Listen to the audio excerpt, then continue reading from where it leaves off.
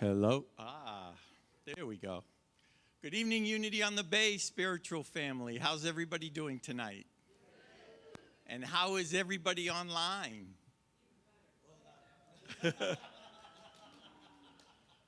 How are you, everyone? There we go. I am doing really well, Steve. Thank you for asking. And it is really great. You know, I was looking back on what we did last year for the annual meeting, and it was our first time really doing it together. And as we've been talking about, there are a lot of second annual celebrations that we are a part of, and I'm grateful that we're having this in front of all of our community. And I just want to take this moment to thank each and every one of you, not only for being here, but for showing up for Unity on the Bay in the ways that you do. Great. Well, my name is Steve McCoy, and I have the honor of serving as your president on the Board of Trustees. And I call Unity on the Bay's 2024 annual meeting to order. Tonight's Keeper of the Flame is Noel Nielsen. Revlette Noel Nielsen. Holding the high watch and keeping us in prayer during this meeting this evening. And we just want to congratulate Noel as she will be graduating from ministerial school in June. Yes. And she has also been a fabulous intern here at Unity on the Bay, the first intern here at Unity on the Bay over the past, how many months? Since October. For the 3-month internship that she was supposed to do, by the way. So now I'm going to ask Reverend Juan to open us in prayer. Well, thank you for that, Steve. I'm just going to invite us to just get a sense and feel into the connection that we feel in this very moment. The connection to God, the connection to that Christ presence within us, the connection to each other, and the connection to Unity on the Bay. And invite us to take a deep breath.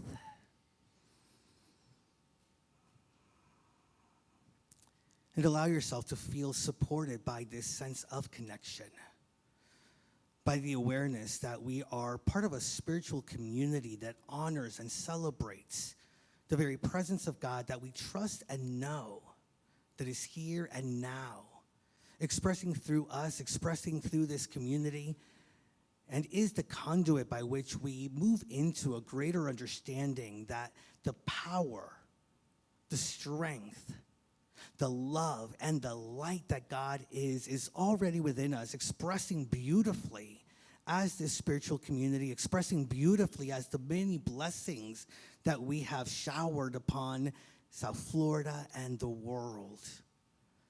And as we recognize this truth, we feel blessed. We feel blessed for our faith. We feel blessed by the very grace of God that moves through and as this spiritual community. We give thanks and we feel blessed that we are here in this moment, not only honoring that which brought us to Unity on the Bay, but that which is being birthed through each and every one of us as the next generation of our spiritual community. And so trusting that this divine wisdom that guided us to be here is the same wisdom that continues to unfold in our lives, we give thanks. And so Unity on the Bay, in this very moment, I invite you to speak those very powerful words. Thank you, God. Thank you, God. Thank you, God. So it is. Amen. Well, welcome to Unity on the Bay's annual meeting. We are hybrid tonight, in person and streaming virtually. And this is an historic evening. How wonderful is it that in 2024, the year of engagement here at Unity on the Bay, that tonight is the first time in Unity on the Bay's history that voting members will have the ability to vote virtually. I'm told we have around 25 voting members that have signed up to do just that. If you are a voting member and you are present, and you have not registered yet or received your ballot, you can do so at the tables in the back. I also want to acknowledge that we have our beloved Reverend Chris Jackson virtually on Zoom participating as a Unity on the Bay member.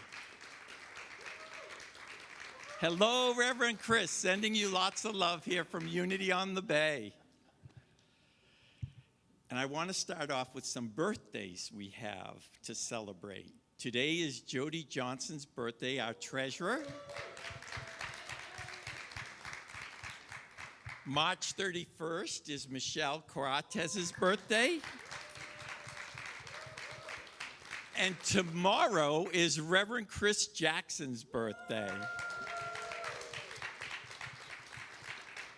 And for everyone else who had a birthday in March, are we ready to send these beautiful people some Unity love and sing a happy birthday?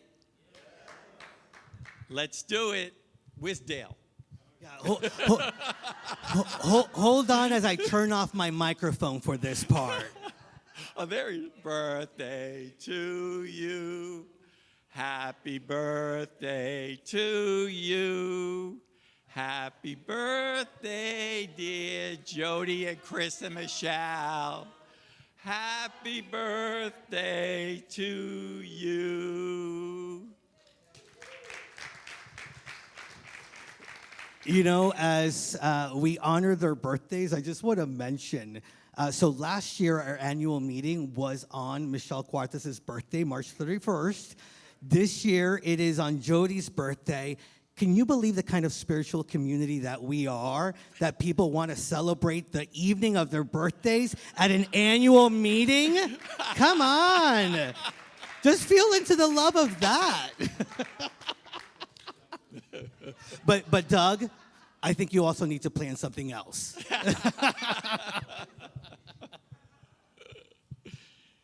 And now to start the evening, Reverend Juan and I would like to give an update on our new home. And let's start with our affirmation. And I'll say it first, and then we can all repeat it. We give thanks that Unity on the Bay's new home is manifesting under the guidance of God. Now. All right, let's say it all together. Thanks that Unity on the Bay's new home is manifesting under the guidance of God. Now. So this month, March 2024, has been 5 years since the sale of 411 in March of 2019, and we moved here to Temple, Israel. A lot has happened in those 5 years. As I just mentioned, March 2019, the sale of 411 and moved to Temple, Israel, and 2800 Biscayne. March of 2020, COVID-19, a world health pandemic that impacted the world and our community. In 2021, we developed our strategic plan and our criteria for our new home. In 2022, Reverend Chris Jackson announced his retirement, and Reverend Juan was installed as our new senior minister. And in 2023, let's breathe and continue to search for our new home. And here we are in March of 2024. So what's happened over the last year in the search for our new home? Over the past year, the board has seen a number of properties. We've actually did letter of intents on 5 properties. A letter of intent is a non-binding document between the seller and the buyer that outlines the conditions for a sale agreement, such as the price, due diligence period, and any other contingencies. One of the things that we've discovered on this journey is that we are really looking for a unique property.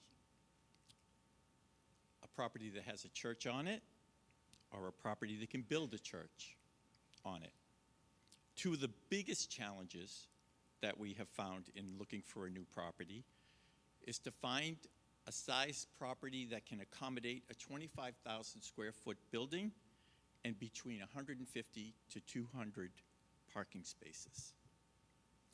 So what has happened with these letter of intents that we've had over the past year? There have been some challenges. The biggest one is the parking limitation.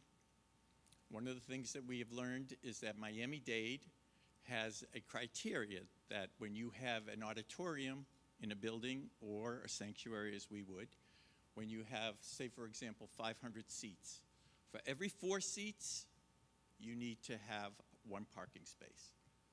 So that's roughly about 125 spaces, between 125, 150 spaces, right? And we, in addition to that, want to be able to rent out our fellowship hall for events, and we want to hold weddings. So we probably want somewhere between 150 to 200 spaces, right? So that takes quite a bit of planning on the property and quite a bit of property to be able to accommodate those spaces.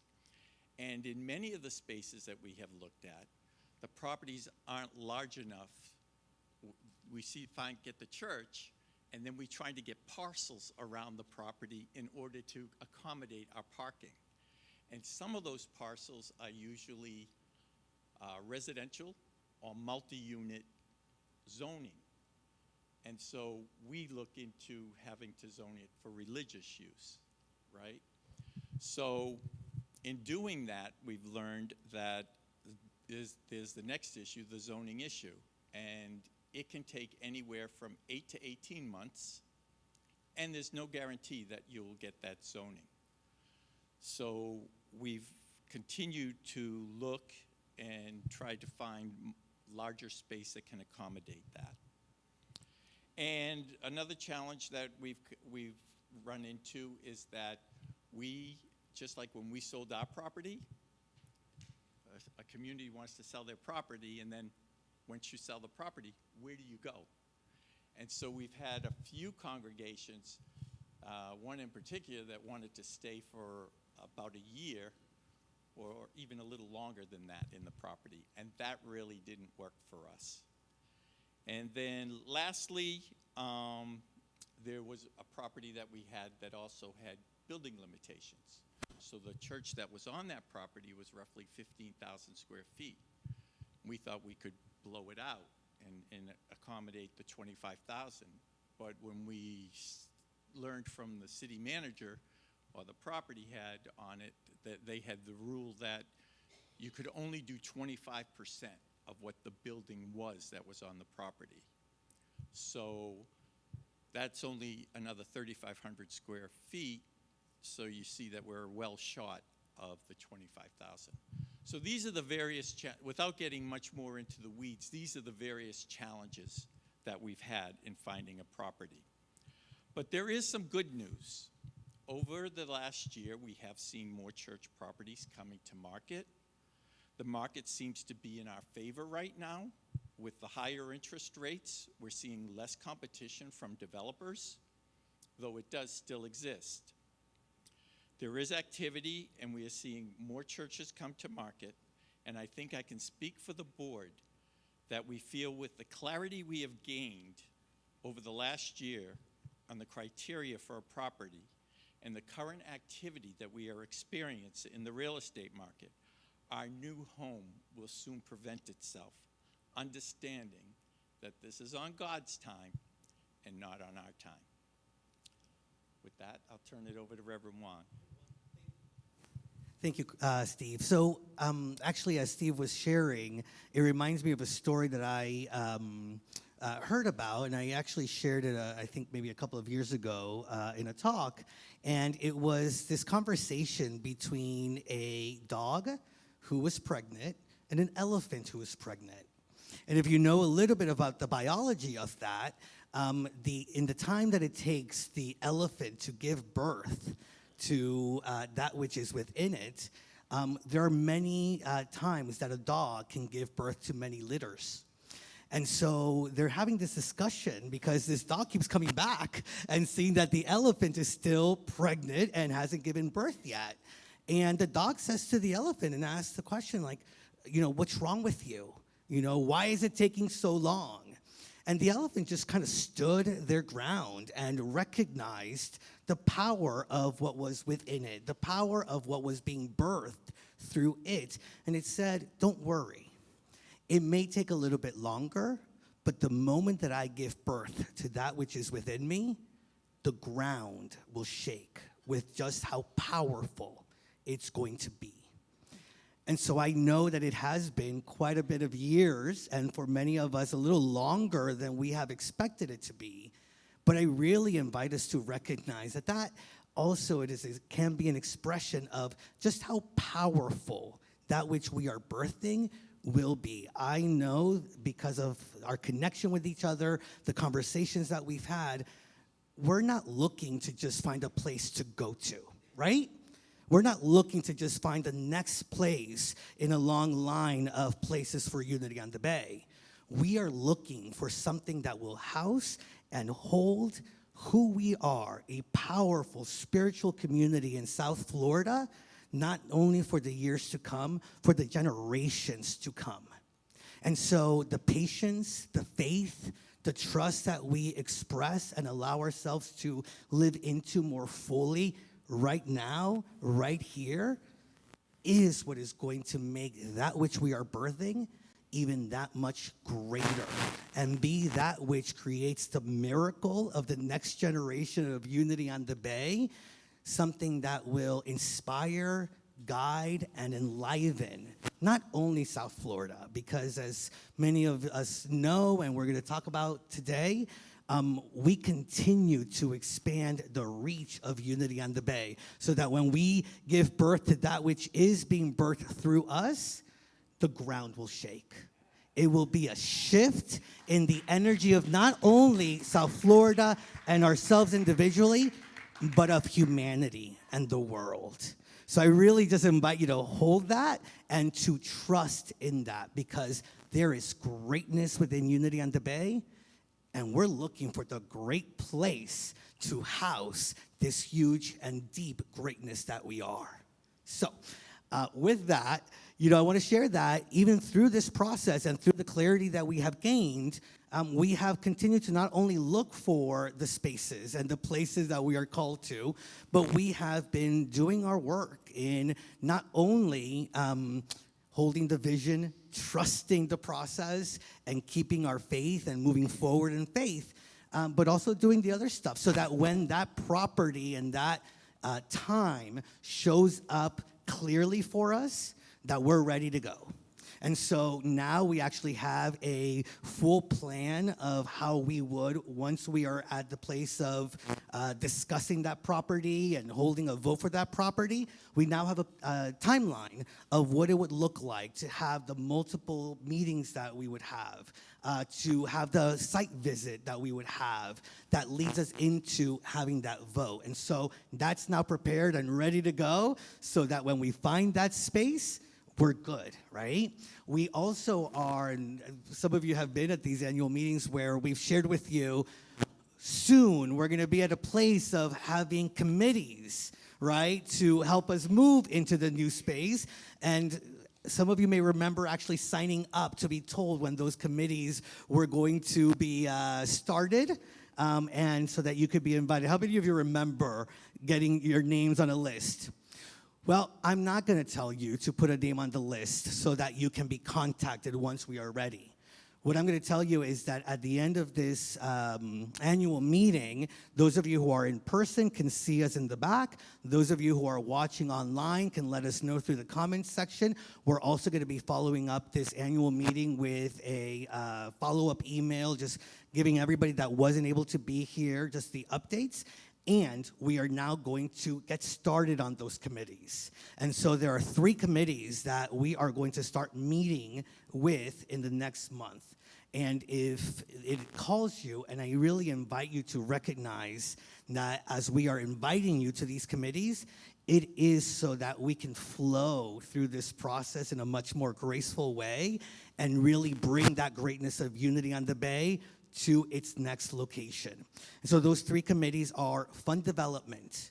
And so we don't need to wait until we know exactly the place that we're going to know that there are multiple and different revenues of stream that we'll be able to have to support the ministry of Unity on the Bay. So if you want to be part of the Fund Development Committee, you will let us know, and we're going to get started on that. We also have a committee that's going to help us with the communication. And so, yes, we have like the plan of how we're going to go through the vote, but we need individuals that are willing to help us be ambassadors of not only that property, but the process, and to hold the faith. And so if you're called to serve in that way, we want you in that committee. And the third committee, we heard you at the last Q&A that we had a few months ago, that one of the things that was important is to make sure that we're bringing our community to the new place. And there are individuals, for example, that take public transportation. There are people that need a little bit more help in how to navigate a move like the one that we're going to be living into. And so there's a committee for that, and it's the Connection Committee. And so those three committees, we're getting started. I want you to see, feel, and notice that there is positive forward movement in not only finding the home for the next generation of Unity, but to support us in making that process and that move as healthy, as vibrant, and as connected as it can be. So I actually said, think about it, and if you're called, I'm actually gonna say, we are all called. There's a reason why you're at this annual meeting. There's a reason why you care so much about this community, that you're here and that you're present. And so my request is that each of you think about which of the three committees you want to be signing up for and let us know. Because through that and through us taking those steps, I know that it's us saying to the universe, to God, to the consciousness that we're a part of, we're ready. We're ready, we're willing, and we're stepping into it. So let us know more about how you want to be involved, and just know and trust that we are taking the steps towards our new home. Great. Thank you, Reverend Juan. And we will have an overall Q&A session towards the end of the agenda. So if you have any questions, we can talk about it in the Q&A. Great.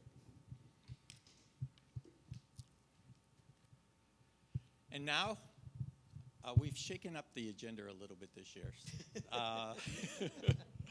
And now, I will give the President's report. This being the year of engagement, hello? Oh, yeah. This being the year of engagement, I want to start by acknowledging the growth and expansion of the Youth and Family Ministry under the direction and leadership of Reverend Pam and Raul.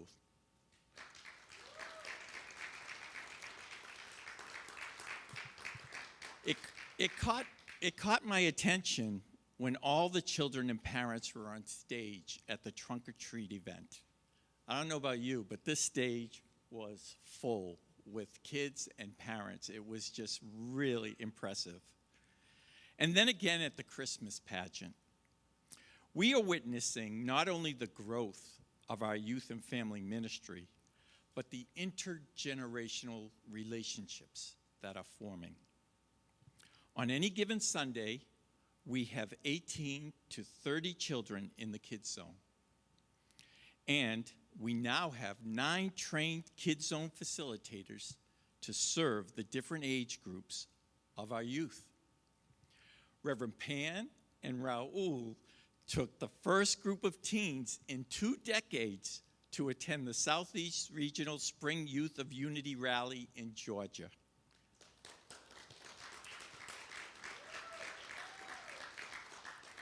And I was talking to them, we had a board meeting last night, and I was talking to them both, and the enthusiasm and the energy is just blows you away. And there's another retreat planned for this summer. Our youth and family ministry is expanding, and it's beautiful to see our community making it happen. So thank you, Reverend Pam, and thank you, Raul, for your leadership.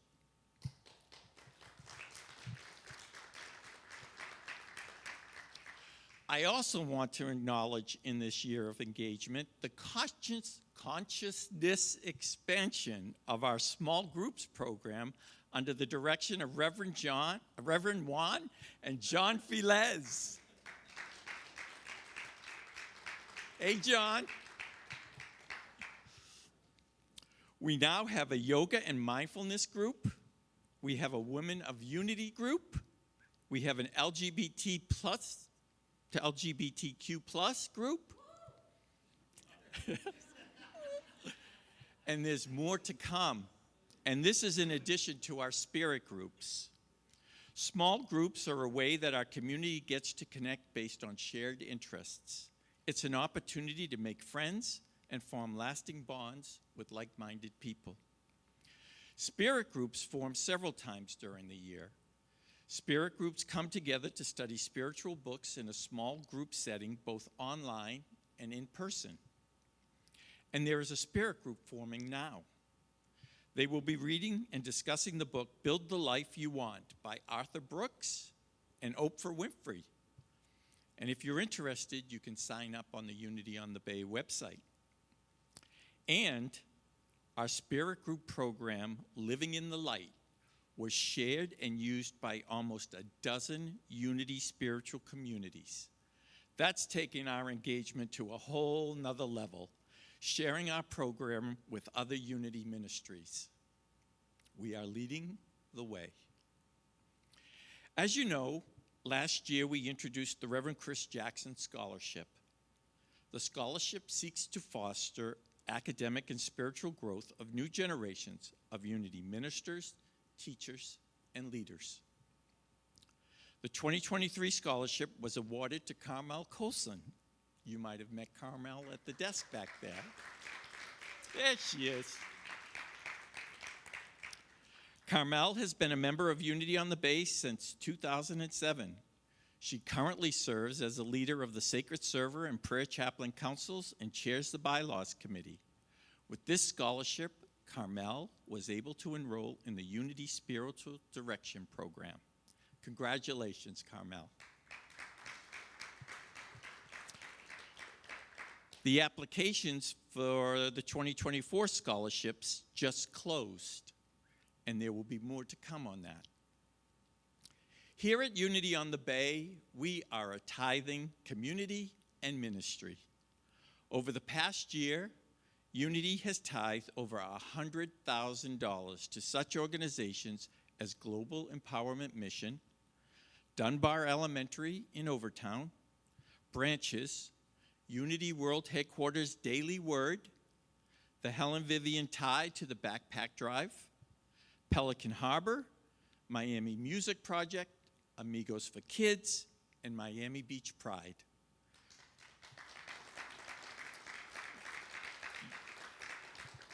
We are blessed and we are proud to be able to share our treasure to support the efforts of these wonderful organizations that align with Unity's mission and our vision. Our Unity outreach programs continue to serve thousands. Our Angels Everywhere Backpack Drive raised over $69,000 last year and provided over 6,000 backpacks to 33 organizations, domestic and internationally. We had the largest participation ever with our partner Branches for the Thanksgiving Day program. Our Christmas Joy program served many children and families during the holiday season, including caroling and the pizza lunch at the Emily Moises Center. We had our Random Acts of Kindness Day event on Saturday, February 17th in Wynwood. About 25 of us handed out roses, affirmations, and smiles. It was a beautiful way to share our Unity love and energy in the Miami community, and the reactions to us were priceless. And our celebrations over the past year, there was a summer of sizzle that brought great energy and enthusiasm to our community. The Peace Picnic in the park and had games, good food, and something fun for everyone. We welcomed back real candles at the candlelight service for Christmas Eve. How great was that? That was great. We just celebrated Black History Month and a Sunday service with the Motowners, and this place was rocking. Dale had it going on. Our 2023 annual gala at Parrot Jungle. This year, the gala committee has already been planning a new venue and experience. So mark your calendars for Saturday, September 7th. It's going to be early this year. This will be an event you will not want to miss. So stay tuned for more information. And I have to talk about our biggest fundraiser, Give Miami Day. We were blessed with over $75,000 in donations, and each year we continue to grow our individual contributors. Thank you, God.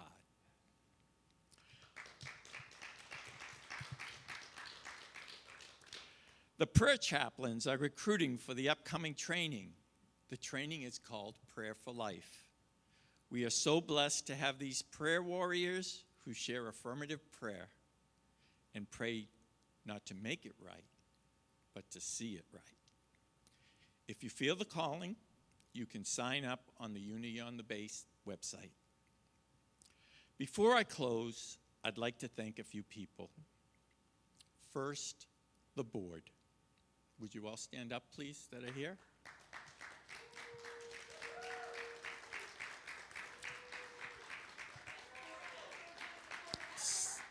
Yes. Some words come to mind.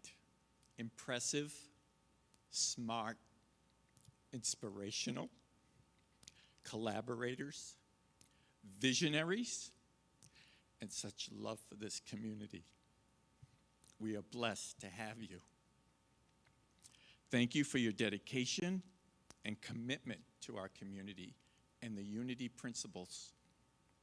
Together, we continue to do great things. And I especially want to thank Laura Thesine.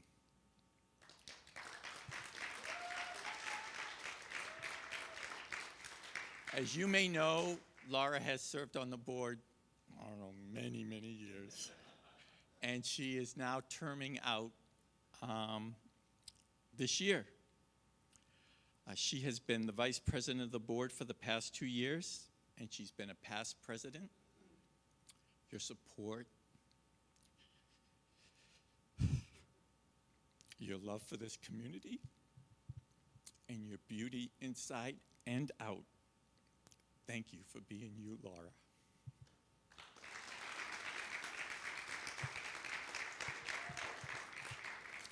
Next, a big thank you to the staff. Thank you from the bottom of our hearts.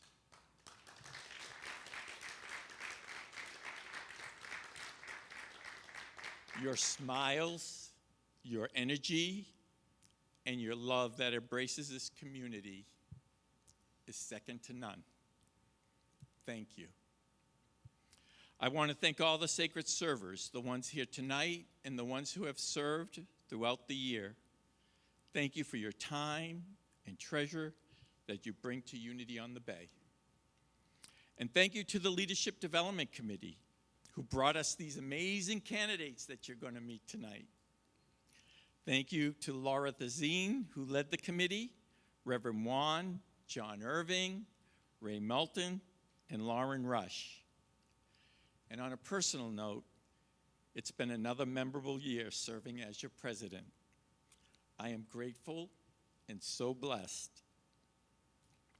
by all the love and support that you have given me. Finally, thank you, Reverend Juan.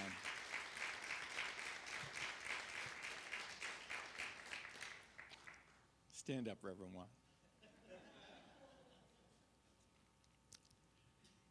Beginning your second year as senior minister, we are so blessed to have you.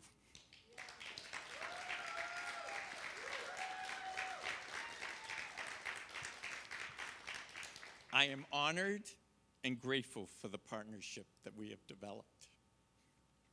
Your leadership, your enthusiasm, your energy, your creativity drives this ministry. Don't ever forget that. You are right where you belong, and we are grateful.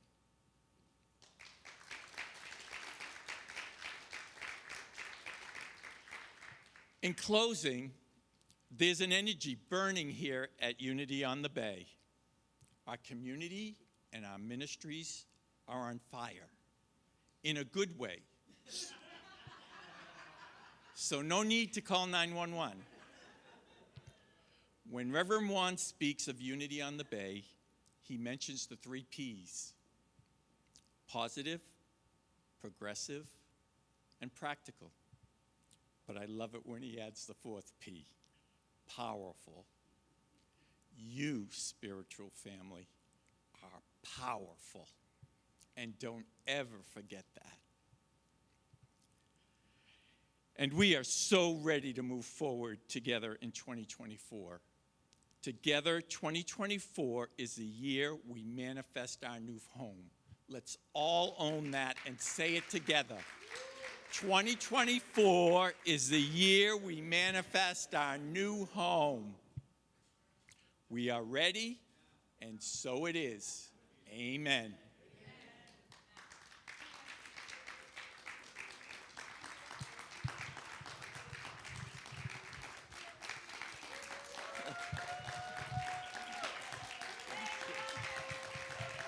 Thank you.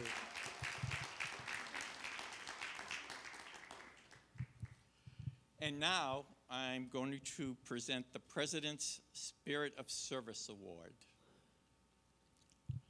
to Alejandra Ovalle. How'd I do, Juan?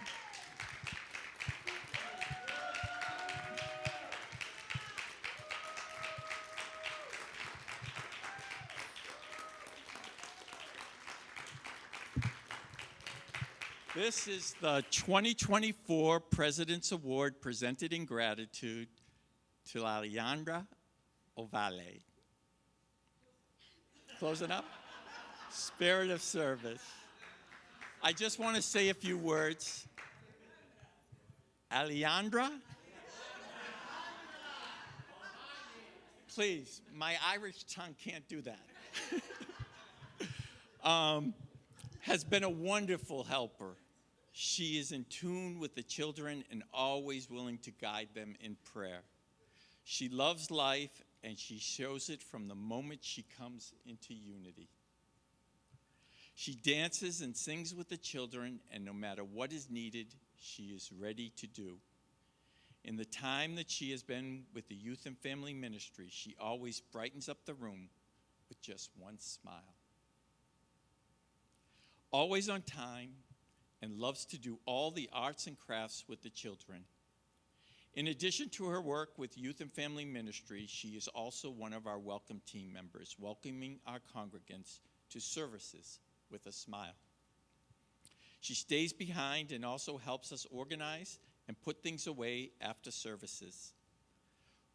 Really, our Sunday experiences would not be the same without the support of Alejandra.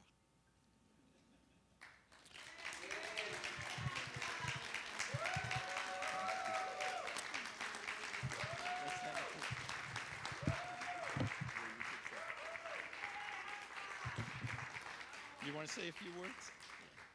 May I say? Sure. I have to say many things. May I? Okay. I'm really grateful. I'm so glad. I'm so honored to receive this gift. Thank you very much to everybody. I want to remember that I'm here because of many people. I want to refer first to the Reverend Chris, who was the first person to bring me here, to make me stay here.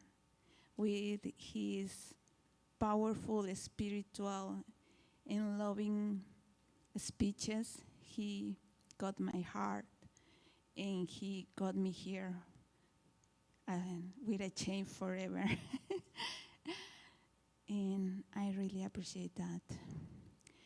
After that, I was at the door with Nick that immediately stole my heart. with his friendship and his humble and light way to live the life. I love that. And I really appreciate that. You still have my heart forever. And later on, I want to give thank you to Juan del Hierro and all the members over here, because you build this place and you keep it a stand for me. That's what I thought. That's what I think. And I want to give thanks for the persons who voted for me. I want to ask them, why did you nominate me? You need to tell me, because I don't even see it for myself. So I want to say thank you for many people that is in here that has been doing so much for me during these years in many ways. And I want to give a special thanks to the new powerful energy that have given to my life. This is Raul in Kids Sound. And John Feliz in the welcoming team. John, you has been a real gem that finally arrived to this place. I'm really grateful. I have no words for you. You have my heart too. And Raul too, forever. And everybody at the end. So for the last, but not least, thank you for the committee. Thank you, everybody, because you maintain this space that gives me the opportunity, the honor to serve with the only thing that I know to give, my smile. Thank you.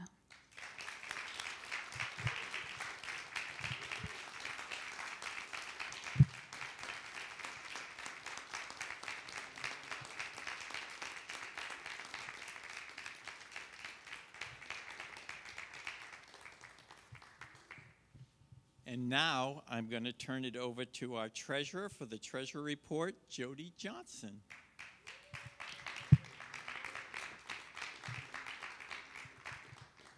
Birthday girl. Hi, everybody.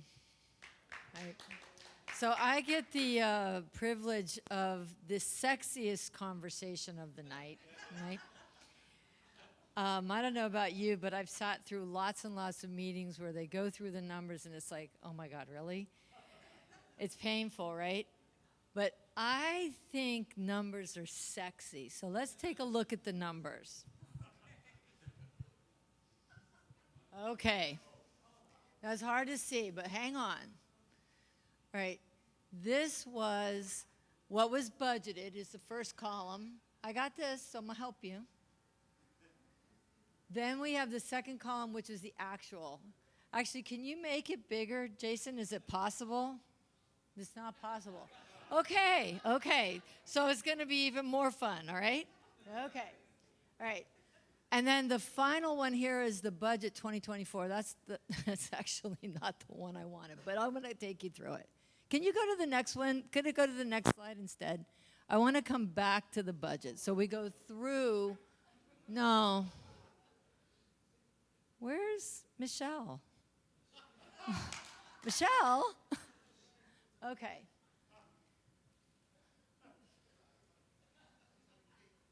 All right, let me walk you through this, but don't look at December.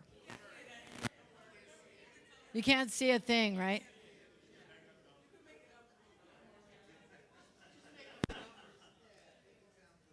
All right, hang on, hang on. Stay with me because I got it. Okay. Stay with me though, because even though it's small, I'm not going to make you go tortuously through every line, but there are certain things that I want to highlight, okay? And when you present, you just got to deal with whatever is thrown your way. So that's what we're going to do. Okay, up here, this column, or this rows here, is the tithing. So we have 11 a.m., 9 a.m., holiday, and Espanol. The Espanol, obviously, you know, that was canceled. We don't have an Espanol program, right? So in terms of what came in, the actual to the target was 87% of what we said.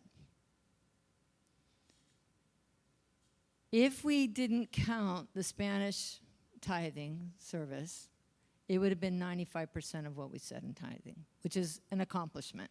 Yep. Okay.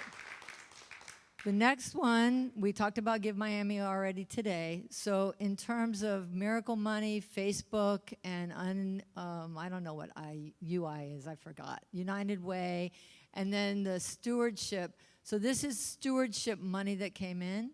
We did 68%. It was set for 175. We did 120 at 68%. So we didn't do as well in stewardship as we thought we were going to do. The ministry programs, Angels Pack Drive, which did 101%, which was quite astounding. And then the spirit groups, they knocked it out of the park. They did 216%, okay? And then, so the total contributed revenues, money that was given, was 83% of what we had targeted, of the target, okay? So that's what came in terms of contributed. So can you go up a little bit? Oh, you can't go up. Okay. All right, so now earned revenues. I'm sorry that my back is to you, but I need to be looking at this as well, all right? Okay, so in earned revenues, we had absolute abundance, Course in Miracles, and workshops and classes. So the total for education was 82% of budget. Now, you know that we couldn't have the kinds of classes and workshops that we would have liked to have had for the restrictions of being here and being able to actually fulfill on that. So it was 82%. Sales, look at the bookstore did. The bookstore did 136%. Yay, bookstore. All right. All right. Course in Miracles did, oh wait, where are my bookstores? The live events did 981% of what was budgeted, which was 600. They did almost 6,000. And the speaker and other. So this one is where we fell. This was 42%. But you know we had one speaker, that was Deepak. And then the next speaker canceled. So the speaker series didn't take off, didn't happen the way as intended. And music ministry and some of the other speakers that came for Sunday services filled that in. So thank you for that, Dale. Right, but we didn't do as well in the speakers. So sales was 51%. The gala, we did 92%. The auction did 113% for a total of 85%. The bank interest, we did better on bank interest. I don't even know why they had that in there, but they do. Right, and it's 183% of what we thought we were going to be able to do in bank interest. So that's good. All right, so the total earned revenues was 71% of what we had thought in terms of what we were generating from sales and events and things like that, right? So not as well as we would have liked to have done. Can you go to the next slide?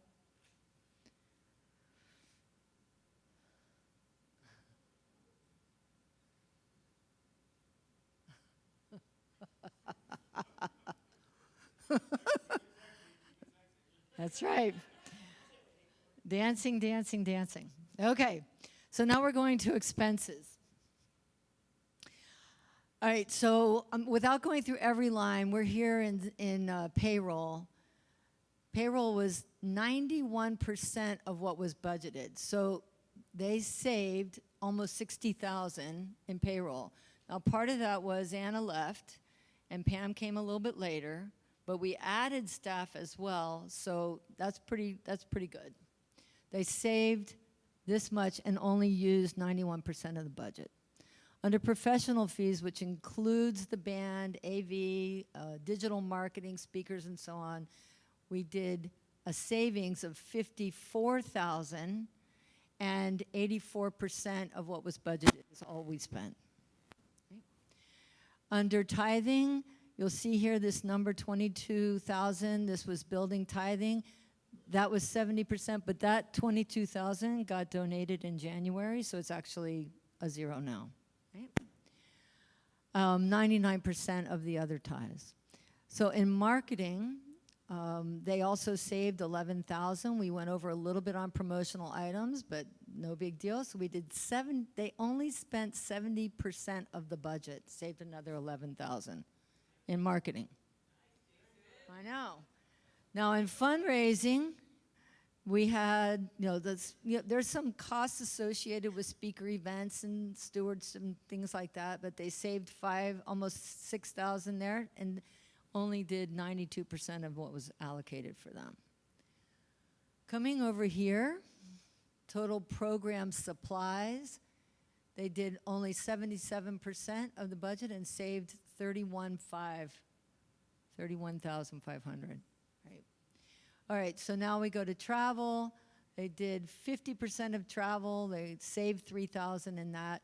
Now the temple, the rent in the office, there's no savings. It's 100% of that. That is what it is. When it comes to insurance, we went over on insurance a little bit, but if you live in Miami, did your insurance go up? There's nothing we could do about that. Okay, next we go to office expenses. And the office expenses, they saved 9,000, so this is 86%. Now this is folded, and I can't even see. But let me just tell you what I remember from having gone over this and over this and over this in the last couple of days. We had a budget that was going to require us to bring down $68,200 a month to break even. We did 11 months of that and saved 1 month. There was a loss of $28,000 for the total year. And you say, well, how did they pay their bills with a loss of $28,000? They cash flowed that from what was in the bank at the onset of the year. If we had taken that additional $68,200, we would have been cash positive at $40,000, give or take. I think it was 39 something. So what this demonstrates is, even in the face of not generating the revenue that we intended to generate, whether it was through contributions or sales, the staff knocked it out of the park with a greater than 10% savings in expenses. Now, if you're in business, that's astounding. But the real miracle of it is that they did it without impacting service excellence. I want to say that again. You can cut costs left, right, and center, but there will be an operational impact. They did that cost savings, led by Reverend Juan, led by Michelle, followed through with their team, and delivered on their customer service excellence and saved that kind of money. So yay, team. So now, if you would go back, well done. If you would go back to that first slide, Jason. This is our budget for 2024. You can see 2023's budget and then the actual and then the budget that got set. So I'm just going to give you the highlights here. But the essence of this is that it's a conservative budget. They only went up like a little bit, and some places it went down a little bit, based on data, based on some historical data, based on growth of the congregation and so on. So this is the budget that was approved in the fall of last year. Okay? Okay, so what we're saying is that we will bring in 527,000 in contributed revenues against what we did, which was 478,000 last year. I'm not going to give you all the little numbers. It's okay, you guys? Okay, good. Okay, then we're going to come back down here to the earned revenue. They did increase these. Some of them came down a little bit, but some of them are up. And that's going to end up with total operational revenue of 679,000 against the actual of 647,000 last year. So now we'll go into the expenses. For payroll, we're saying 674,000 against 573. Again, you know that we've added staff, and now we have Pam and so on. So that is actually a little bit more than what it was budgeted last year, but we have additional team. Professional fees, we're at 285 against an actual of 274 last year. And then for tithing, we're doing tithing that excludes the building at 56,000, and then with building 75. The marketing budget is 26,900. Fundraising and events is 33,000. That's significantly less than what we did last year, but these are fundraising events. Then we'll come up here to travel. And we've got program supplies, 2,800, not a lot. The occupancy we have at 196. Insurance is a little bit less than last year's actual, 22,000 against 24. Office expenses, they've got that reduced a little bit. And then total expenses here of other is 30,000 for total expenses of 1,478,000 against the actual of 1,426,000 last year in actual. So you'll see that we still have to draw down money. We're drawing down 67,000 instead of 68,200, and that would be to break even. Now, the secret game is that we're going to knock it out of the park. Don't get so excited. Right? Don't get so excited.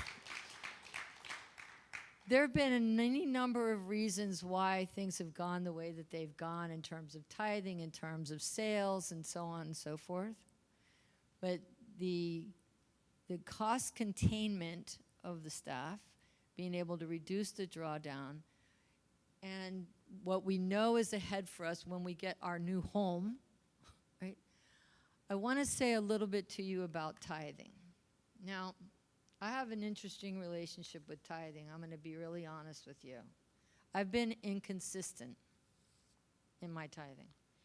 And I give to a lot of different places. But I want to speak about, and you'll hear Nick talk about what the money that's in the bank, and you know we've been able to draw down money. Everybody knows we sold the building and blah, blah, blah, right? But I want to talk with you about tithing as it relates to the conversation I just went through with you about the operations and what it takes to run an organization of this size. The tithing and the sales are designed to run the operations. We cannot operate at a loss indefinitely, even if we have gazillions of dollars. And we've been doing that now for 5 years. So I've thought about, well, my own relationship with tithing, what am I doing? So I've gotten to a place where I've chosen the different organizations that I'm tithing to and increasing my tithing. I said, well, why should people tithe? So I typed it into ChatGPT, and I'm going to tell you what ChatGPT said. Okay. One, a religious obligation, like a religious duty. Not very inspiring. Supporting the community, supporting the operations of religious communities and their outreach programs. Personal growth, it's an expression of generosity and gratitude. Spiritual benefit, fostering a deep connection to one's faith and values, and a way of aligning one's financial resources with their spiritual beliefs and priorities. Karmic and cosmic balance. Putting out into the world what you'd like to get back. By giving generously, some people believe that creates positive energy and attracts blessings into their lives. Stewardship. Acknowledging that all the possessions and resources that we have actually belong to our higher power. And then setting priorities. Prioritizing our spending and aligning our financial decisions with our values. Now, I don't expect what I'm talking with you about right now to necessarily have you take an action tonight about tithing. But what I am going to invite you to do is to re-examine your relationship with tithing and take a look at what is it that you're committed to doing in the alignment of what you want to give to the places and organizations and people that matter to you the most. And then I invite you to consider Unity on the Bay, your spiritual home, as one of those places.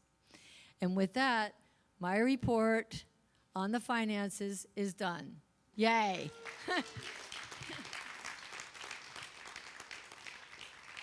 Who's next? Nick.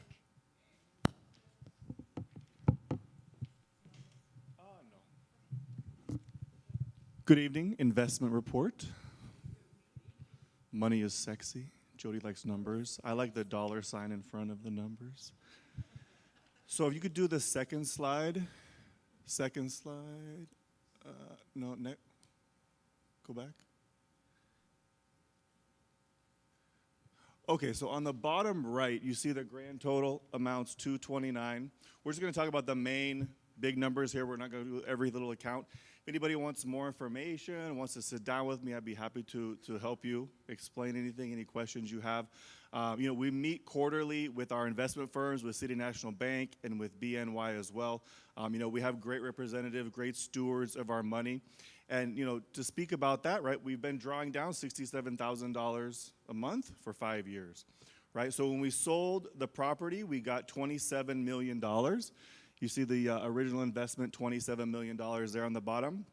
We are now, as of the end of February, at $28,242,152.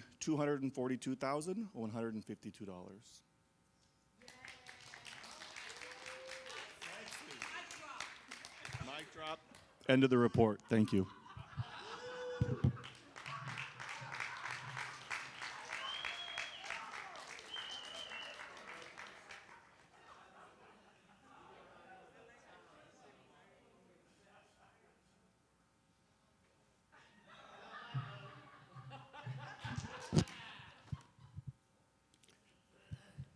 And now, with talking about dollars are sexy, I'm going to give the President's Spirit of Generosity Award. Is presented to Juan Acosta.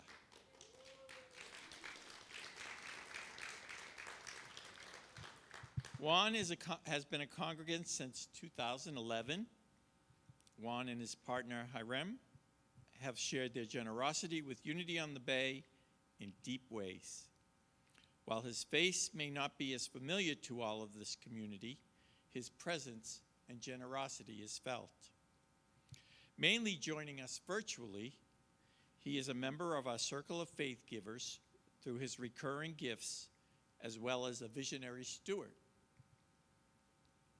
Through his giving, not only does he support our ministry and programming, he also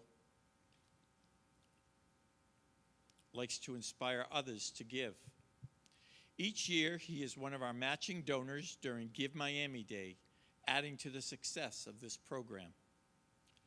We are so grateful to Juan for all he does in support of Unity on the Bay and how he sustains our spiritual community through his giving. Juan was not able to be here this evening, but we do have a video. Thank you very much for this honor. We are blessed to be part of the Unity family and community. Thank you to Reverend Juan and the entire board. But at the end of the day, this is really not a recognition for me, but it's a recognition for all of the amazing work that all of you do day in and day out. Giving is part of the way that I can give, that I could participate, and I've found that tithing has been my calling and my ability to contribute to the amazing work that Unity on the Bay does. I've been a member since 2011, and it's truly changed my life. I'm so incredibly humbled and thankful, and hope all of you are well, and my apologies that I could not be there. Many blessings.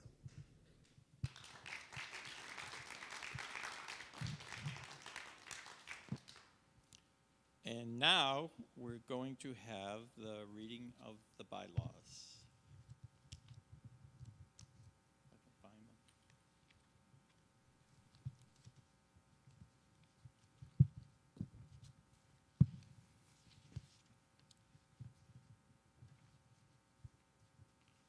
So, in the reading of the bylaws, we have Article 4, Section 410D, along with 410A, 410B, and 410C.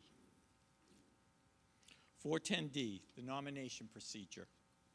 The presiding officer of the annual membership meeting shall, 1, read Article 4, Sections 410A, 410B, and 410C of these bylaws just prior to the beginning of the process of nomination and elections, and call upon the chairperson of the Leadership Development Committee to offer the committee's nominations and all individuals nominated as provided in Section 410C. The election procedure. The Leadership Development Committee will finalize the nomination process of candidates within 10 calendar days before the annual meeting.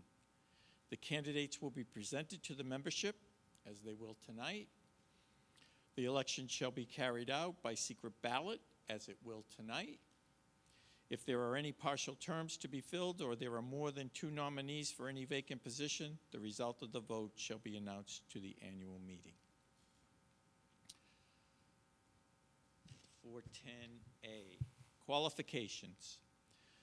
To be eligible to serve on the Board of Trustees, a person must be an active member of this ministry for 1 year immediately preceding their election. In addition, candidates for election shall endeavor to live in accordance with the Unity principles, work to further the vision and mission of the ministry through active service, love, and financial support. Be a sincere and continuing student of Unity, always remain conversant with its teachings, and shall have demonstrated leadership capabilities and/or core competencies in areas relevant to the ministry. 410B, Leadership Development Committee. The Leadership Development Committee is a standing committee of the Board of Trustees responsible for the ongoing identification and development of individuals who are capable and interested in serving on the board.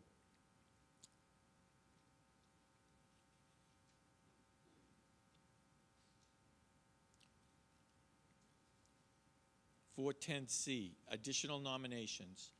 The board shall establish a procedure for the submission of additional nominations of candidates by the voting members, provided, however, additional nominations must be submitted to the Leadership Development Committee at least 30 days before the annual meeting.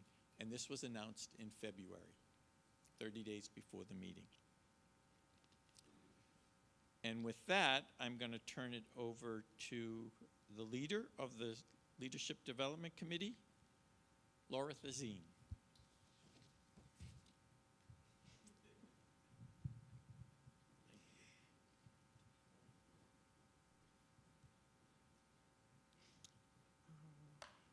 Technology, my phone is not on. Mr. President and members of Unity on the Bay, the Board of Trustees selected me to serve as chairperson of the Leadership Development Committee. In conjunction with John Irvin, Lauren Rush, Ray Merton, and Reverend Wanda Yero. This year, there are 3 positions open on the board. My term is ending, and as per the bylaws, I am term out.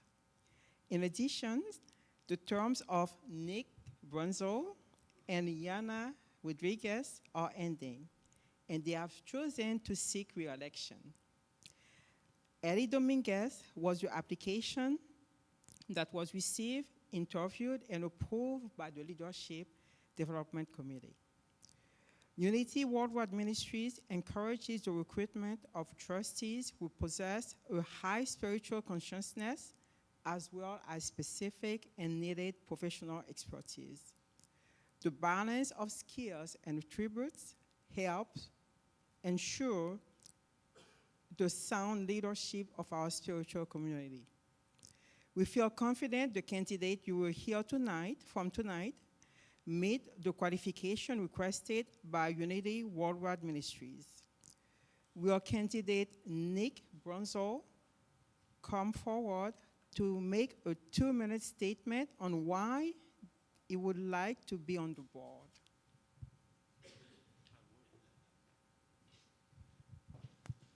Hello again.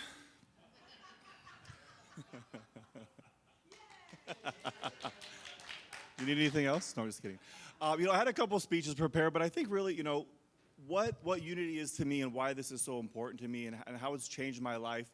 When I came in 2015, obviously I was going through a lot of stuff, right? No one goes seeking a higher power when everything is hunky-dory. And I walked in, and Alina Ballestas was the usher that used to usher all the time. And she touched me, and we ushered together for many years, and that initial feeling you have when you walk in and you get that love when you need that love, and to pay it forward and to be an usher for many years and the head usher for many years as well. It's just what makes this so important is the feeling you get when you come in here when you need that feeling. And many years later, you can still come in here, you can still get that feeling. Many years later, when you know better than what you're feeling, you still need it, right? We all still need it. Sometimes once a week is enough, sometimes not once a week is enough, right? But really, that's the core and the heart of why I do this and why it's so meaningful to me is just to pay forward what was given to me when I first came to Unity. Vote for Nick.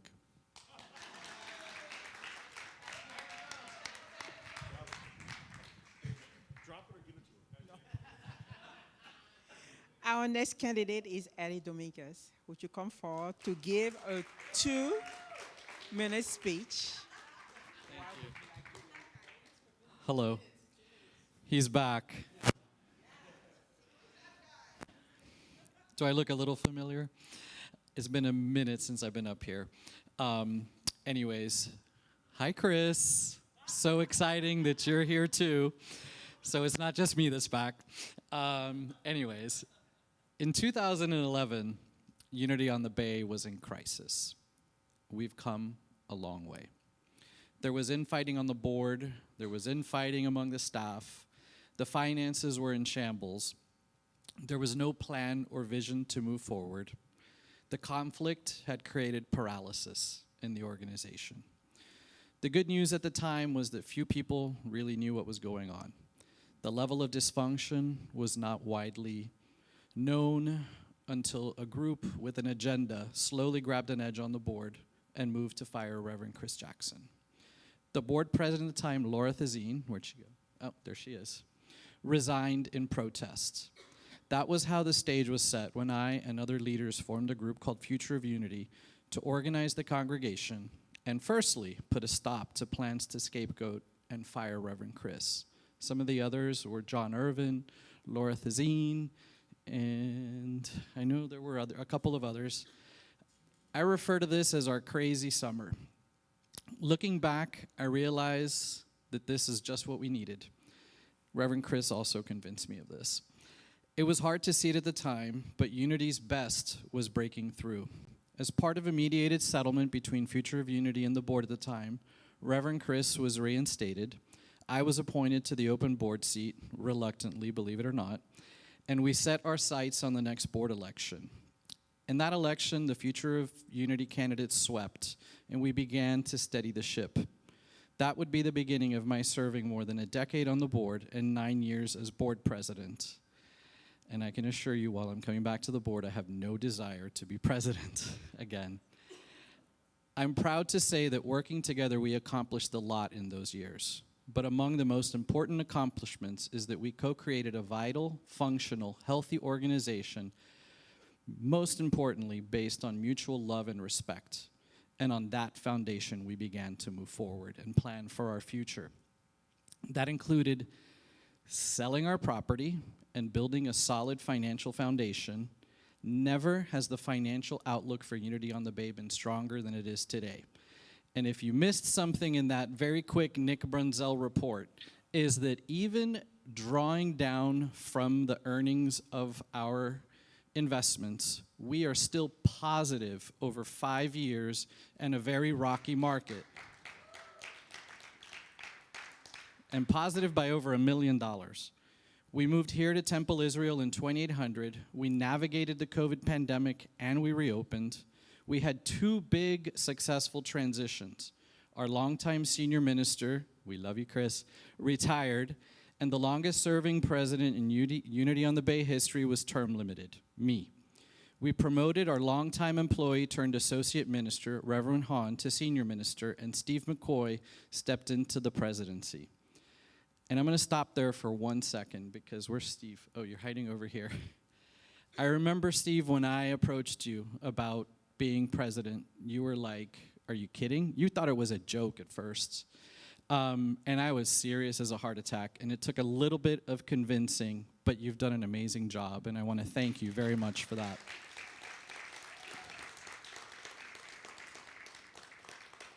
Probably the hardest part of stepping down as president was wondering what was going to happen after. And I can tell you that I slept soundly because you were in this role, Steve. So those big moments in our history are all feats that would have caused conflict in any organization, but we moved seamlessly through every single one of them. And that was a testament to the evolution and health of this organization.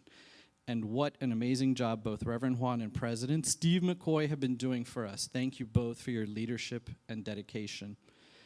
I haven't been completely absent from the scene, although you probably haven't seen me as much as you have during the last year for a lot of different reasons, including the fact that I'm spending a lot of time in Colombia. But I still remained very engaged in my 1 year off the board, especially with our property search, which has been really busy, our strategic plan implementation, and our tithing committee. And tonight is really a bit of coming full circle for me and for Laura, who is also, as you know, the chair of our board nominating committee. When I was first appointed to the board in that crazy summer, it was Laura's seat I was appointed to fill. And tonight is fitting that as she steps off because she's term limited, that I stand for election to fill her seat once again. I love you. Laura, thank you for your many years of service. I'm not going to repeat a lot of it because it was said here and it will be said again. And I thank each and every one of you because what really makes this place special is community. And we really put the unity in community. And it is a miracle what happens here every single day and what happens behind the scenes. And the fact that people like Laura and people like Nick and countless others, and myself included, keep coming back to serve. It's not something that other communities really experience, and it's because of that foundation we work on here that is built on love and respect. Thank you very much.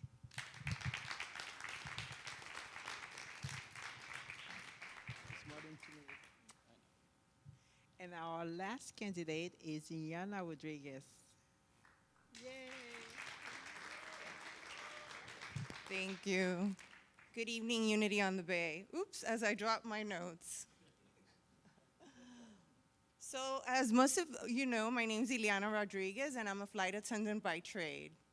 The paradoxical blessing and curse of my job is that I'm constantly traveling, and as I do so, what I really yearn for is stability and a sense of home.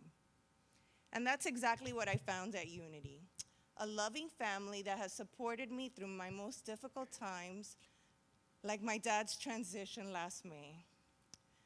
but also it's where I've been build beautiful friendships that have allowed for many more beautiful times and even a few trips of a lifetime.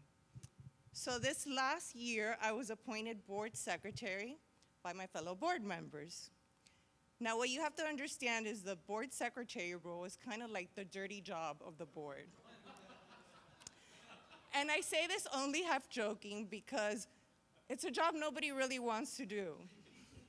You have the tedious responsibility of taking the board minutes. Well, it turns out I've been pretty good at it.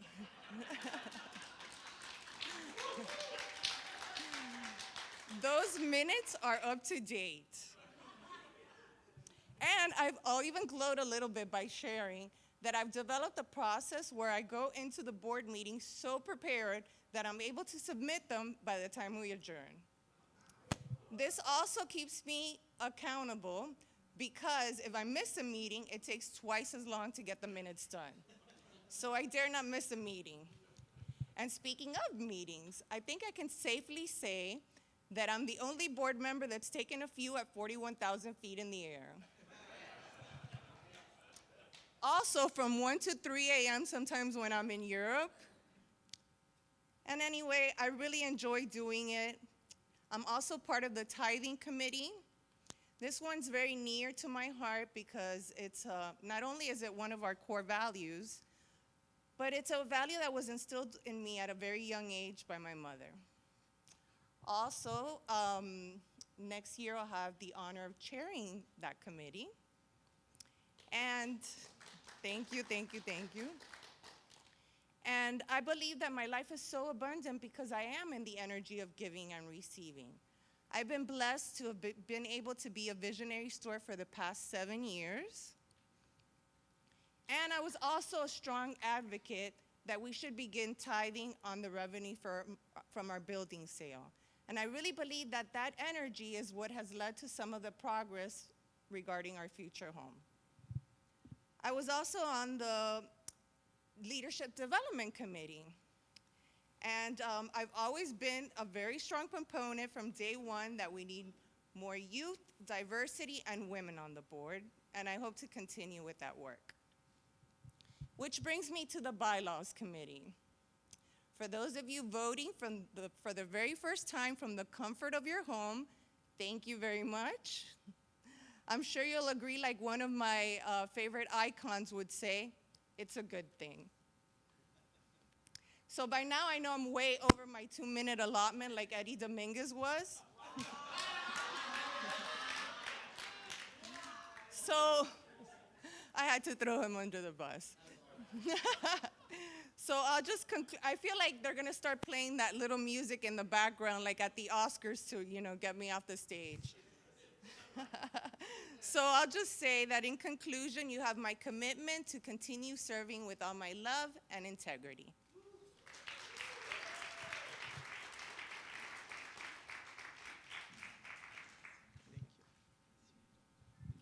You see what happens when you give some people a mic? Actually, I just want to say a little something. One of the beautiful things about this community is how authentic you all are. I never thought of being president of Unity on the Bay. It never even occurred to me. And the beauty of this place is that people push you and stretch you to be more than you can ever imagine. And so thank you, Eddie Dominguez.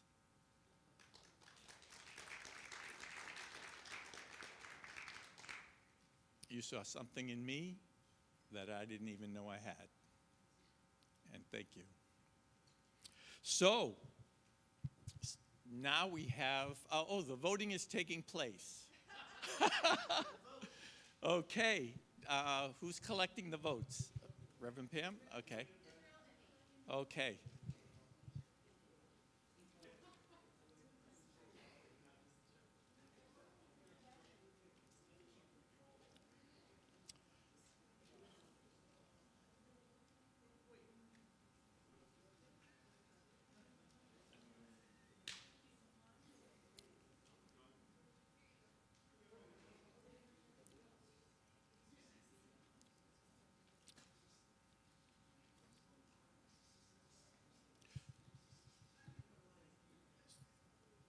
So while the votes are being tabulated, I am going to present the President's final Outstanding Leadership Award.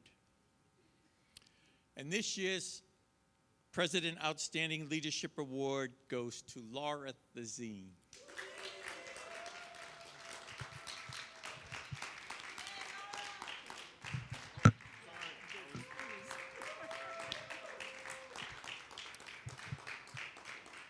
This says, the President's Award for Leadership, presented in gratitude to Laura Thazine for your loyal dedication and unwavering commitment.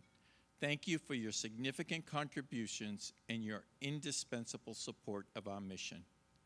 2024 Unity on the Bay.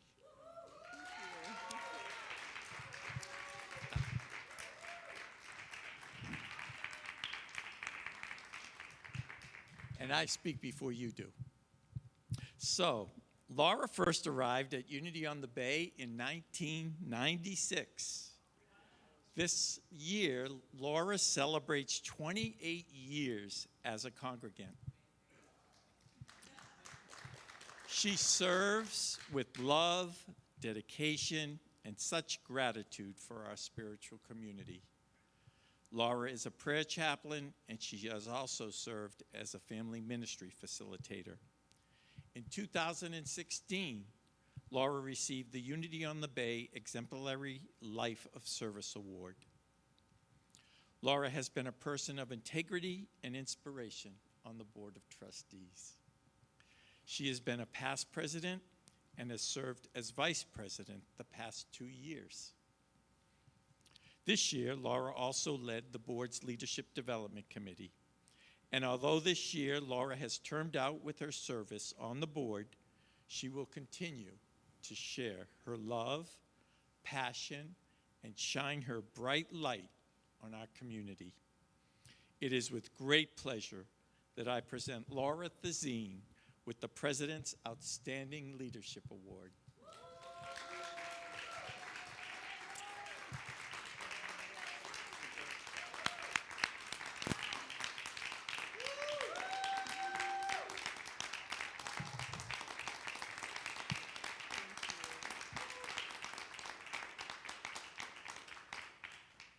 So last night, at my last board meeting, Reverend Ron told me I didn't have to give a speech. So I have nothing prepared. Told me I wasn't going to give a speech. So I'm going off the cuff. Thank you. I want to thank the Academy for this award.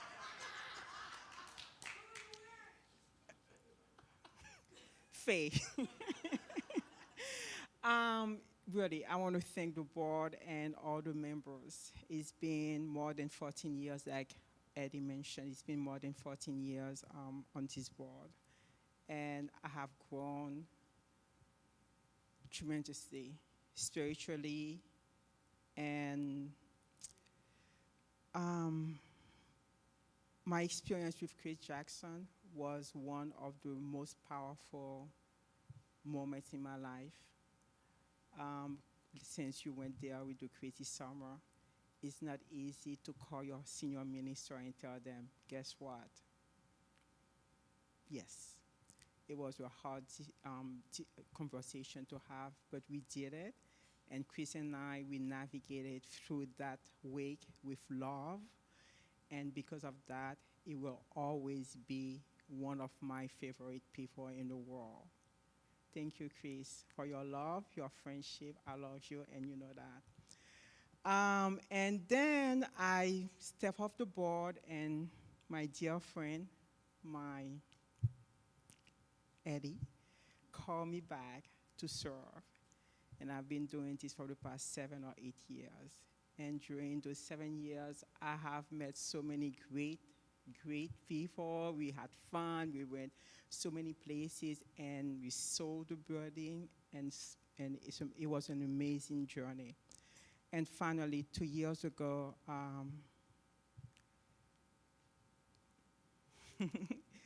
Steve asked me to be the vice president, which is coming full circle, because during the Crazy Summer, I was serving on the board with Steve. And now is one of my greatest cheerleaders. I know you see the best in me, and I also see the best in you. And thank you for leading us for the past year, 2 years, because you have done an amazing, amazing job. I really see us moving to greater places and finding our new home this year. So in summary, I want to thank all of you for your love, your dedication to Unity on the Bay. I'm not going anywhere. I'm going to be around, probably go back to the family ministry, because that was the first thing that I've done here. For 6 years, I've served as a family ministry. The little children, the little kids, I love them. I love them. Anyways, so that's all I have for tonight, and thank you again, and I see you around.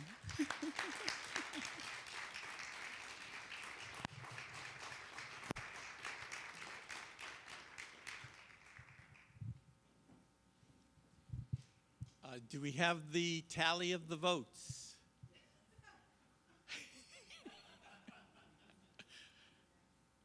Do we have a drum roll? The suspense is. Huh?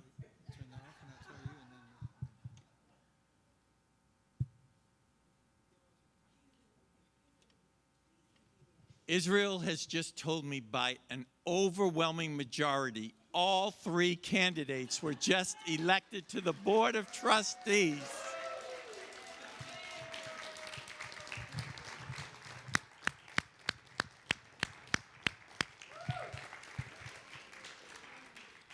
So board members, just so before I turn it over to Reverend Juan, because you know when you give a senior minister a microphone, we're going to have an organizational meeting soon after this meeting. Reverend Juan, it's all yours. Thanks, Steve. Oh, that's right. Do you want to do it now? Yeah, let's do it now. So before I speak, and by the way, really give the last segment of this evening to the one that tends to go the longest. We got to work on that for next year. But before we do that, just wanted to open it up. Steve mentioned that we would have some times for any questions. And so if there are any questions about the building, the financials, just what is taking place at Unity on the Bay, please let us know. If you're in the room, raise your hand. We'll give you the microphone. If you're watching on Zoom, just let Michelle know, and we'll get that question up for us. So, any questions? There you go. What is the general area that we're looking at properties?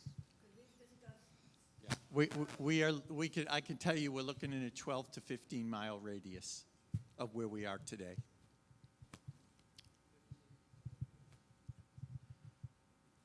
Any other questions? Are there any questions online?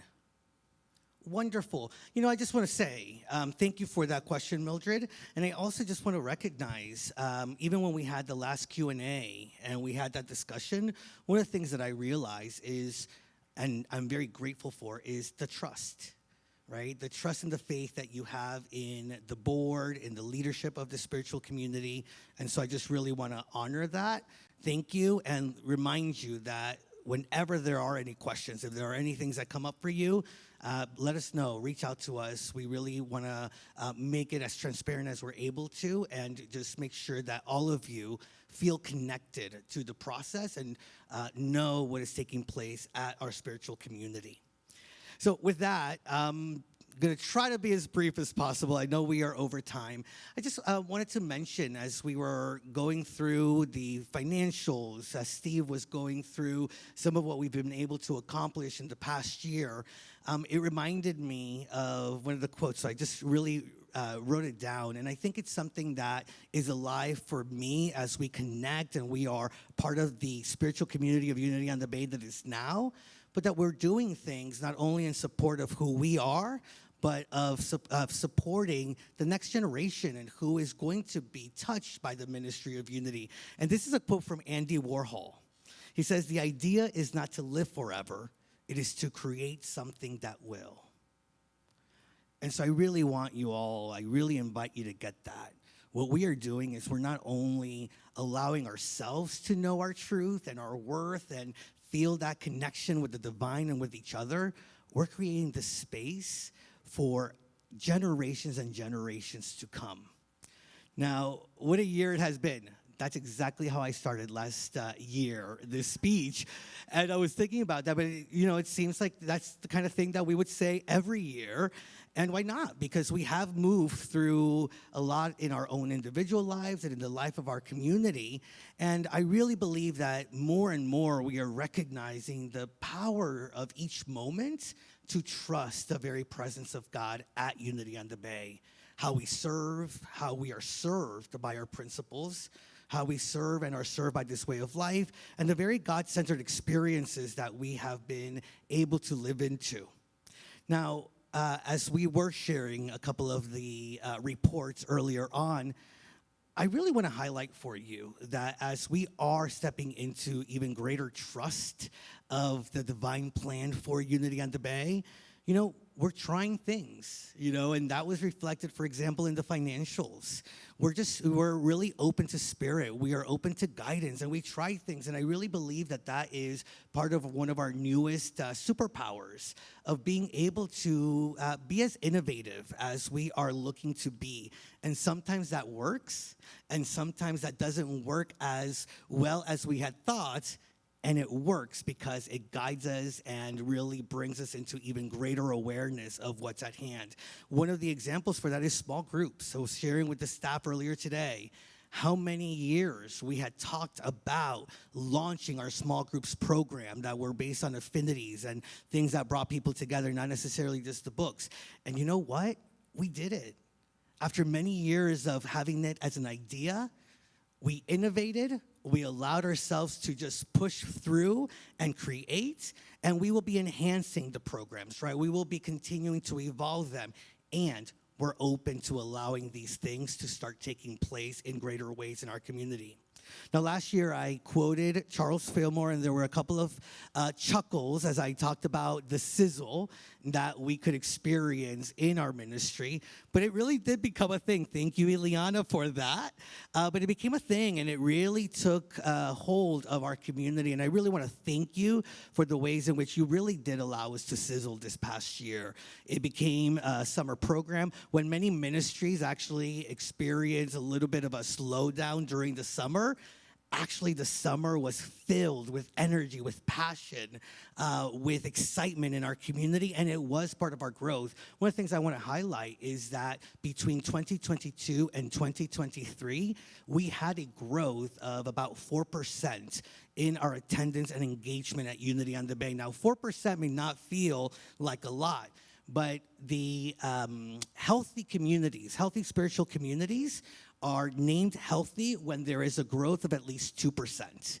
So we were twice as much, and I really believe it is because of the passion and energy that all of us have engaged in. And so I invite us to recognize that as we have opened ourselves up to that sizzle and that passion and that fire, we all know sometimes that fire needs a little extra air, right? We need to feed the fire. And I really believe that this is what we are being called to do now. To recognize the ways in which that fire that has been lit in even greater ways at Unity on the Bay is now calling us to continue to feed it with our engagement, with the love that we have, with the commitment, and with our awareness of how each of us play a vital role in the growth, in the deepening, and the expansion of who we are as a spiritual community. So I thank each of you for the ways in which you have done that. And you know that I like to recognize what is not only at hand, but what is being birthed. And so I thank you for what you have done, and I thank you for what you are continuing to do. I do want to take a moment to thank the Board of Trustees. I mentioned a while back, to a few of the board members at a meeting, the jump or the step from associate minister to senior minister is a little bit steeper than I had ever thought it would be. And I feel so blessed. I'm actually just having the vision of going up steps, right? And sometimes they're so steep that one of the things that we have to do is grab hold of some support. And that is what each and every one of the Board of Trustees is. I know that I lean on their wisdom, I lean on their trust, I lean on their faith, I lean on their spiritual and emotional intelligence. I lean on the vision that they have for each and every one of us. I want to take a moment to really thank you, Steve.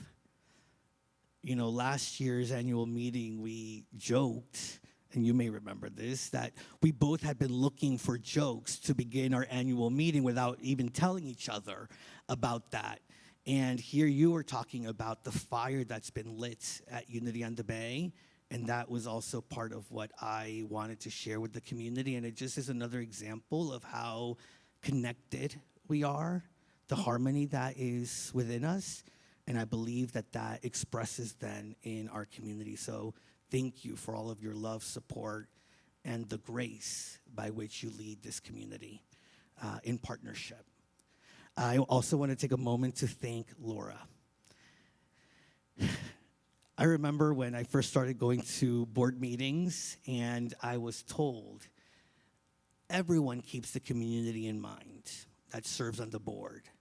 And if there's ever a time that there's an opportunity to lean more into remembering that who we are serving is our community and the people that make up Unity on the Bay, it will be Laura that will be there to remind us. And so I thank you for being that reminder. I thank you for the grace and the love that you have held for so long. And I mentioned to her yesterday, somebody serving on the board for the 14 years that she has, the immense way in which she has really empowered the direction of this community is deeper than any of us would ever be able to imagine. So thank you for that, Laura.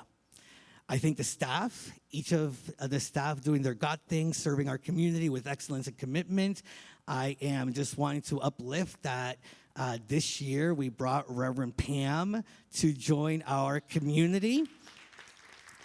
And she continues to bring her gifts, her talents, her energy to us. And, you know, many of us sometimes don't remember. She graduated from the ministerial program just last year, and she's already stepping into ministry and leadership in really beautiful and wonderful ways. I want to thank, or I want to mention that we have a new development officer who is in the back helping out. So Felicia, welcome you to the staff and to the energy of who we are. And many of you will get to know who she is. Want to mention also, and it was mentioned before, the power of the presence of John Felix as part of our staff. And thank you, John, for your service.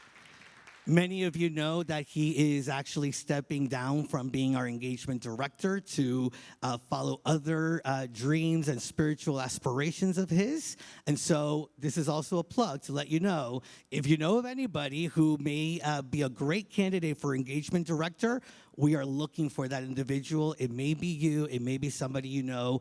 Please touch base with us and let's talk about it. I think all of you are leaders and are congregants. Now, as we dubbed last year the year of new, we are dubbing this year the year of engagement. And for me, what engagement looks like is really living into our divine purpose and the mission that we have at Unity on the Bay, to lean into it more, being that spiritual community serving as a catalyst for spiritual awakening, evolution, and action. And so I want to share with you a little bit of the initiatives that we are stepping and growing in this year. First is the engagement with families. You've already heard about that. You've experienced it. And to me, that really connects to the spiritual awakening. A lot of times we think about the spiritual awakening of our own individual selves and how beautiful it is that we are growing the ways in which we are spiritually awakening the youth of tomorrow. And so you've seen the teens. You're going to have the teens be part of leading our Palm Sunday service for the first time. We're excited about that. We mentioned the new facilitators. This past Sunday was our first Sunday in many years where we were able to separate out the kids through and the children by age group. And we put emphasis, financial resources into the retreats and programming for kids. Conscious Evolution. To me, that's our programming. And so we have new programs that we have been creating. We're going to have a Summer of Abundance program that I'm really excited about. It's going to be our own program that not only will it really enrich our community, but more and more Unity communities from all over the world are engaging with us. I had a conversation last week with the Minister of Unity of the Bahamas, who pipe our services, provide all of our programs and resources to their community, and we had no idea. And more we're going to lean and support other Unity communities in continuing to establish this consciousness. I want to mention that we have our Revlette, Noel, who has lovingly become really a part of our expanded staff. But through that, we also brought in Reverend Sandra Tagle, who's been supporting some of the programs we had for Spanish ministry, and it is her birthday today, so happy birthday to Sandra, who couldn't be here today. But we are continuing to bring her in to support our community. And I also want to uplift that in engaging the engagement of our programs and with our ministries, we are seeing growth in leadership. So besides Noel and Sandra, who will be ordained this June, Lucy Leach was certified last year in spiritual direction. We have Carmel Colson that is part of the program and will also receive that certification. Now we have Angela Rivera, who is going to go into the ministerial program. Carmen Navedo, Raul Hernandez have already shared their vision to move into that. And there's a few other individuals. So we are continuing to see how we are engaging with our programs, with our community, and creating the leaders not only for Unity on the Bay, but for the Unity movement. Then sacred activism, engagement of the greater community and reaching out to the greater community. That's been done through the Tithing Committee and the different things that we have supported. I'm very grateful, for example, that in May, we're going to have a really big focus on mental health awareness. And so we are supporting the National Alliance on Mental Illness during May. We're going to have our first walk for mental illness awareness. Then later on, we're also going to be supporting the Miami Music Project, which serves underserved children, bringing music into their lives. And they're going to be with us. And this is the kind of innovation that I really want you to recognize, feel, and get excited about. On Sunday, May 19th, we're not able to be here, and we saw that as an opportunity. And so, Unity on the Bay, we are going big. We are having the Miami Music Project children be part of the music with Dale. We have our very special guest that's been confirmed, Nicole Henry. And guess where we're doing this service or this event? At the Miami Beach Band Show. That's where we're going to show up and bring that light of unity out into greater spaces.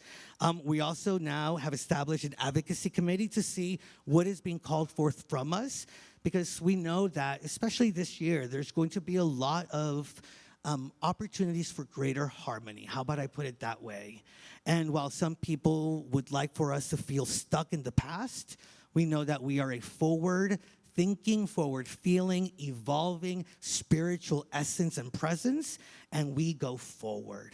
We go towards the conscious evolution that's at hand. What do we lean on as we do that? We lean on our principles. First and foremost, and I heard you, Jen, say with the P's, prayer, right? We lean on our principles. Did you know that somebody counted the most common one-liner in the Bible, which is, do not be afraid? That's the thing that is repeated the most in the Bible. And it was repeated 365 times. What that tells me, every single day of our lives, we can trust and not live into fear. We have our history. We're going to be 100 years old in just a few years.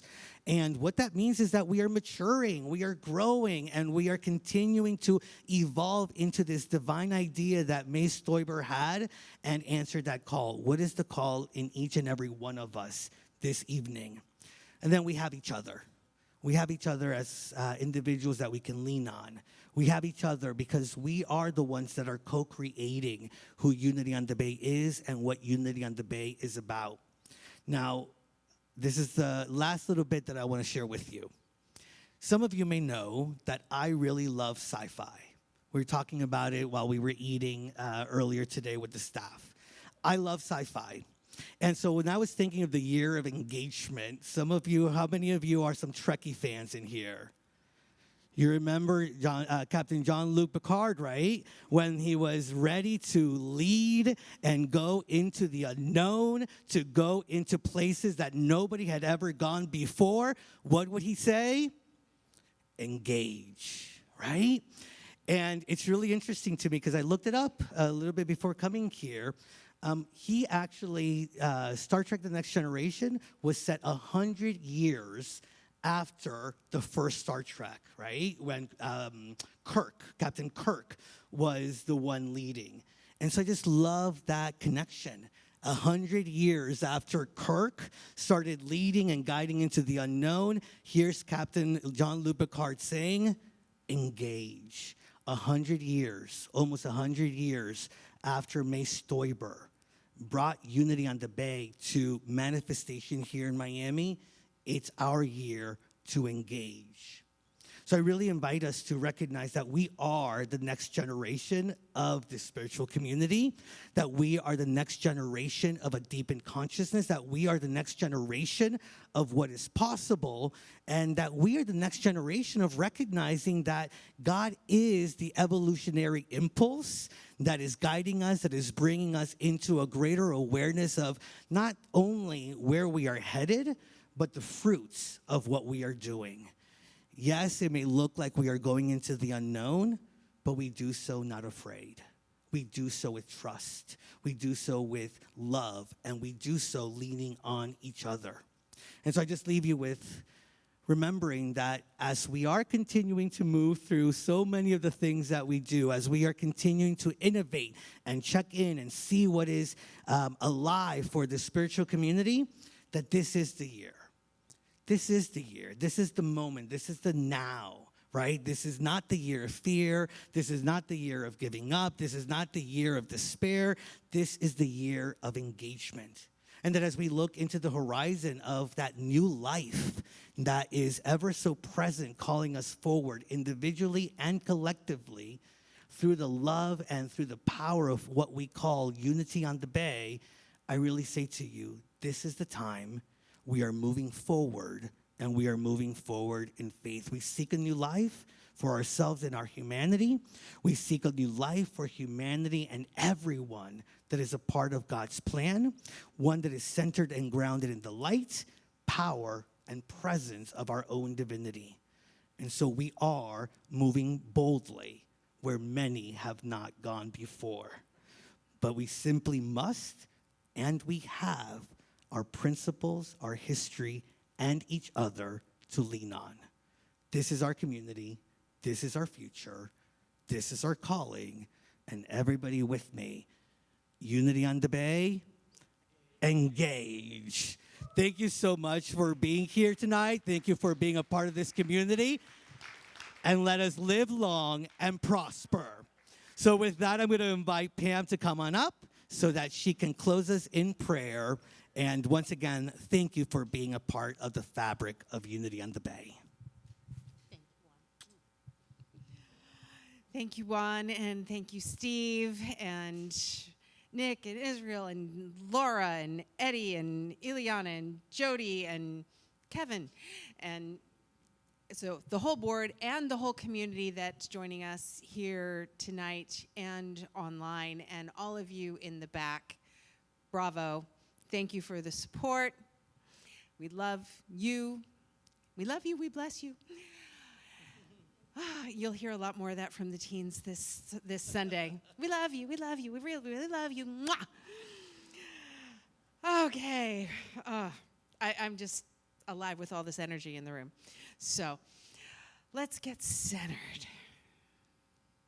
Take a nice deep breath in and continue to feel this love, this joy, the fun and the laughter that we shared this evening. This is Unity on the Bay. This is an innovative spiritual community where it is fun to come to church, where it is fun to be together.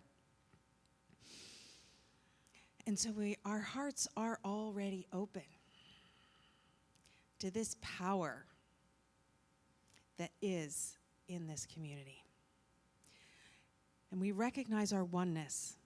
This is the draw that brings us together. The oneness from divine mind that flows down through us and expresses as community, that expresses as all of the programs that we use to connect us and remind us of this oneness, bring this into the greater awareness of the oneness. And we feel the love, the strength, the power, and the faith to move forward. As Juan reminded us, be not afraid. And that is because we are aware, we know that all good is ours at all times. As we move through this year of engagement and into our new home, we are blessed. We're blessed with each other, and we have everything that we need. And we're grateful for this time together, for this work we do together, doing the God thing in the God place at the God time. And so it is.